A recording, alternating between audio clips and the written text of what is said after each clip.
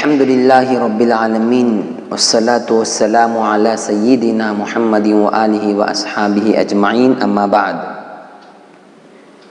سوال: ہم کیوں اماموں کی پیروی کریں؟ جب قرآن حدیث موجود ہے اور اس کے تشریحات موجود ہے تو پھر اماموں کی پیروی کرنے کی کیا ضرورت ہے؟ جیسے بعض لوگ امام احمد بن حنبل رحمۃ اللہ علیہ کی پیروی کرتے ہیں، امام شافعی کی پیروی کرتے ہیں، امام ابو حنیفہ رحمۃ اللہ علیہ کی پیروی کرتے ہیں، وغیرہ وغیرہ۔ اس کی تفصیل مرحمت فرمائیں۔ سب سے پہلی بات یہ ہے کہ ہمارے ذہن سے ایسے سوال کو بالکل ہٹا دیں۔ کوئی بھی انسان قرآن و حدیث کے مقابلے میں اماموں کی پیروی نہیں کرتا ہے۔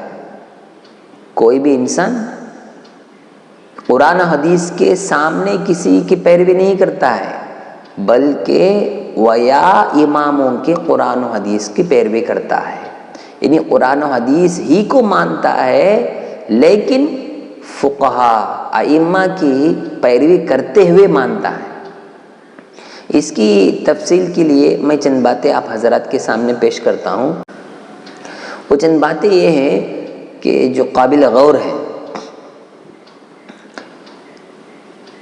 جتنے مسائل ہیں اگر ان سب کو اکٹھا کیا جائے، جمع کیا جائے، تو اس صورت میں 70% مسائل ایسے ہیں، ان سب مسائل میں سے 70% مسائل ایسے ہیں کہ ان میں ہم نہ کسی امام کی پیروی کرتے ہیں، نہ کسی فقیہ کی پیروی کرتے ہیں، نہ کسی اور کی پیروی کرتے ہیں سوائے خدا اور اس کے رسول کے صلی اللہ علیہ وسلم۔ ان دونوں کے علاوہ کسی کی ہم پیروی نہیں کرتے ہیں، صرف قرآن و حدیث ہی کی بات مانتے ہیں، اس کے علاوہ کسی کی بات ہم نہیں مانتے ہیں۔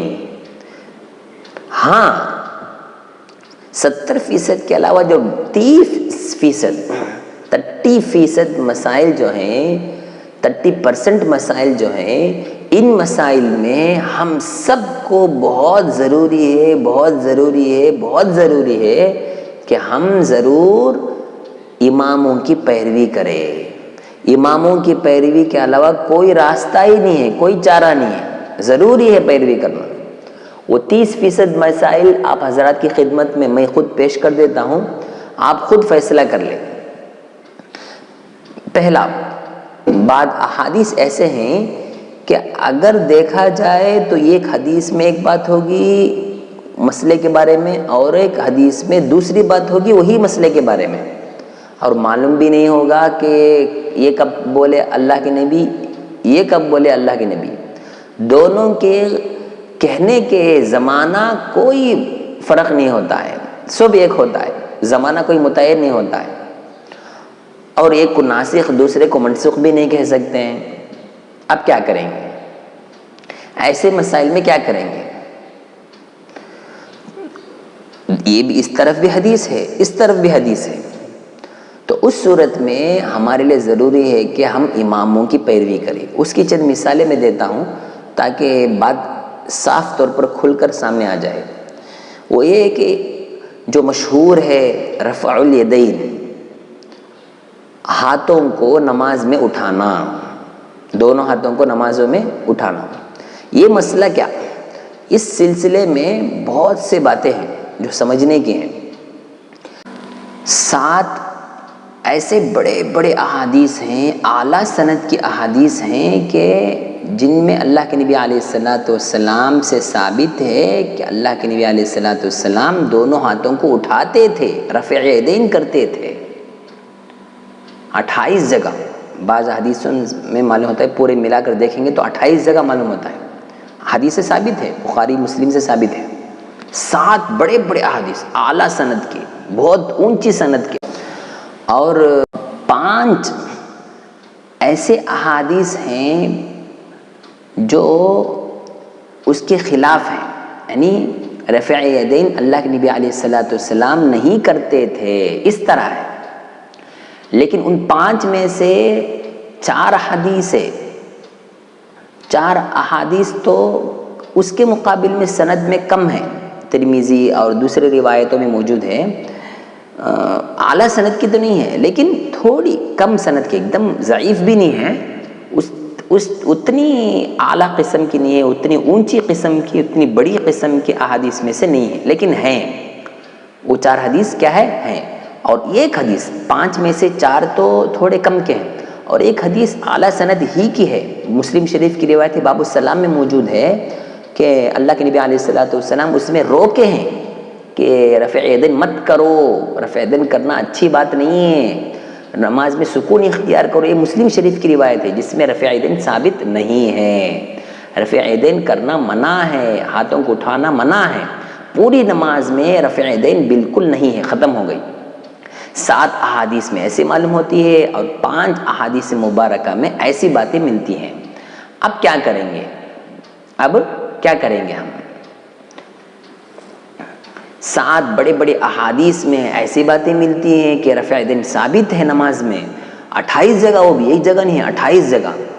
اور بعض احادیث میں جو 5 قسم کے احادیث ہیں اس میں یہ بات ثابت ہوتی ہے کہ رفع یدین ثابت نہیں ہے، رفع یدین بالکل نماز میں نہیں ہے، بالکل نماز میں نہیں۔ ایک بات، چھوٹی بات ہے جو سمجھنے کی ہے، یہیں کہہ دیتا ہوں، وہ یہ ہے کہ اب ہم جو ہاتھ اٹھاتے نا، اللہ اکبر جو ہاتھ اٹھاتے نا، ابھی نماز شروع نہیں ہوئی، تکبیر تحریمہ سے نماز شروع اس کے بعد ہوتی ہے، نماز میں نہیں ہے، اس کے ذریعے نماز شروع ہوتی ہے۔ اسی لیے مسائل کی کتابوں میں جب ہم پڑھیں گے تو ہمیں یہ بات ملے گی کہ تکبیر تحریمہ رکن ہے یا شرط ہے۔ رکن کا معنی نماز کے اندر داخل کی چیزوں کو بولیں گے رکن، فرض، اور بعض لوگوں نے کہا کہ شرط ہے، شرط کا معنی نماز کے لیے، نماز میں نہیں ہے، نماز کے لیے، نماز میں ہونا اور ہے، نماز کے لیے ہونا اور ہے۔ جو نماز کے لیے ہوتی ہے چیزیں وہ باہر ہوتی ہے، نماز کے، کپڑے کا پاک ہونا، جگہ کا پاک ہونا، سطر کا چھپانا، یہ سب نماز کے باہر ہے، نماز کے اندر نہیں ہے۔ اور یہ سب شرائط میں سے تکبیر تحریمہ بھی ہے، بعض لوگ یہ کہتے ہیں، بعض لوگ یہ کہتے ہیں۔ تو بہرحال یہ 2 قسم کے باتیں ہیں، رفع یدین چند احادیث میں ثابت ہے، رفع یدین چند احادیث میں ثابت نہیں ہے۔ اب ادھر بھی حدیث ہے، ادھر بھی حدیث ہے، اب کیا کریں گے ہم؟ کس کی بات، کیسے ہم فیصلہ کر سکتے ہیں؟ اگر یہ حدیث پر عمل کریں گے تو وہ حدیثیں چھوٹ جاتی ہے، اگر ان حدیثوں پر عمل کریں گے تو یہ حدیثیں چھوٹ جاتی ہیں۔ تو ایسی صورتوں میں ہم ضرور بالضرور ائمہ کی تقلید کرنا ہے، اماموں کی بات ماننا ہے۔ اب آپ پوچھ سکتے ہیں کہ بھائی ایسے مسائل ہو تو ہم کسی ملا کی بات بھی مان لیتے ہیں، ہم کسی فلاں کی بات مان لیتے ہیں۔ تو سمجھنے کی بات یہ ہے کہ وہ خیر القرون کے بہت بڑے امام تھے، بہت بڑے علامہ تھے، ان کی بات ماننا بہت زیادہ بہتر ہے۔ صحابہ کے بعد جو قرآن و حدیث پہ جو سب سے زیادہ محنت کرنے والے تھے وہ فقہاء تھے۔ بعد میں محدثین پیدا ہوئے، امام بخاری رحمۃ اللہ علیہ، امام شافعی، سب بعد میں پیدا ہوئے۔ شروع زمانے والے تابعین میں سے جو سر فہرست ہیں امام ابو حنیفہ رحمۃ اللہ علیہ ہیں، اور اس کے ساتھ ساتھ حضرت امام مالک رحمۃ اللہ علیہ بھی ہیں، امام شافعی ہیں، امام احمد بن حنبل ہیں، وہ اور ایک بحث ہے۔ لیکن فقہاء نے سب سے پہلے قرآن حدیث پر محنت کی ہے، اس کے بعد ہی محدثین نے محنت کی ہے۔ اس کے سلسلے میں کبھی بات ہو تو انشاءاللہ تفصیل کے ساتھ بتائیں گے۔ اب یہاں ایک مسئلہ ہوا کہ ایک حدیث دوسری حدیث دونوں ٹکراتے ہیں، تعارض، الاحادیث المتعارضہ، دونوں آپس میں ٹکراتے رہتے ہیں، اور دونوں کے درمیان زمانہ متعین نہیں رہتا ہے، یہ کب بولے ہیں، یہ کب بولے ہیں۔ ہاں بعض حدیث کے اندر موجود ہے کہ پہلے یہ حدیث تھی بعد میں حدیث نہیں ہے، جیسے مشہور احادیث ہیں جو وقت کی کمی کی وجہ سے ہم تفصیل کے ساتھ جانے کی ضرورت نہیں ہے، مختصر طور پہ بعض احادیث منسوخ ہوتے ہیں، لیکن کہنے معلوم ہو جاتا ہے کہ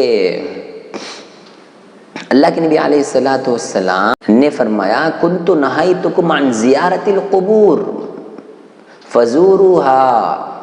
اللہ کے نبی فرماتے ہیں میں نے تمہیں زیارت قبور سے روکا تھا، قبروں کی زیارت کرنے سے روکا تھا، لہٰذا اب تم کیا کرو؟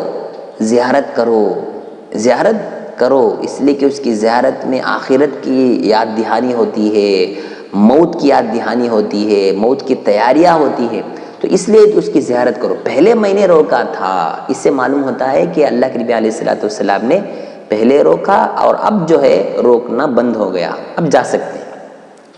تو اس طرح کے باتیں ہیں، تو اس سے معلوم ہوتا ہے کہ زمانہ متعین ہو تو معلوم ہو جائے گا۔ اگر زمانہ متعین نہیں ہے، کب بولیں اللہ کے نبی، کب نہیں بولے، تو کیسا کریں گے ہم؟